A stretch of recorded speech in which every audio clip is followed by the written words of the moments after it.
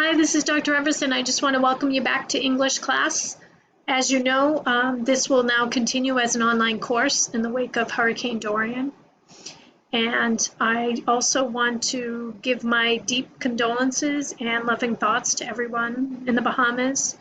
I know it's been a very difficult period, and I also know that it's important for us to get back to where we left off so that we continue to complete this semester on time.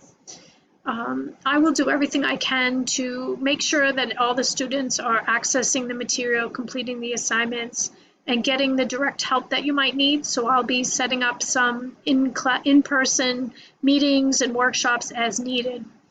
So please, if you need any help or have any doubts, to email me or WhatsApp me. I would like to make sure that everyone gets what they need. And once again, I want to welcome you all back to English, and we'll make this a very special and very productive semester.